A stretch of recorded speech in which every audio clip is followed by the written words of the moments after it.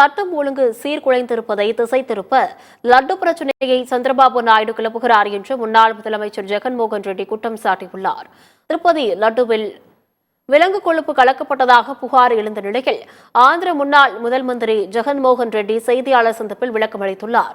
Tirupati laddu sample எடுக்கப்பட்ட தினத்தில் சந்திரபாபு நாயுடு தான் முதலமைச்சராக இருந்தார் என்று ஜெகன்மோகன் ரெட்டி கூறியுள்ளார். திருப்பதி லட்டு விவகாரத்தில் சந்திரபாபு நாயுடு தெரிவித்த குற்றச்சாட்டுகளை மறுக்கிறேன். லட்டு விவகாரத்தில் சந்திரபாபு நாயுடு பொய் புகார் அளித்துள்ளார். கோவிலுக்கு வாங்கப்படும் நெய் உரிய பரிசோதனைக்கு பிறகே பயன்படுத்தப்படுவது கட்டாய நடைமுறை. வழக்கமாக திருப்பதி கோவிலுக்கு வாங்கப்படும் நெய் 3 முறை பரிசோதிக்கப்படும். ஒவ்வொரு 6 மாதமும் நெய் வாங்குவதற்கு ஆன்லைனில் டெண்டர் விடுவது வழக்கம்.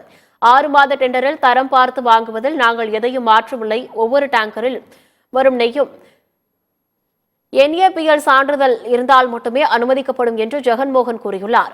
தனது ஆட்சியில் எந்த முறைகேடுகளும் நடைபெறவில்லை என்று முன்னாள் முதலமைச்சர் ஜெகன்மோகன் விளக்கம் அளித்துள்ளார்.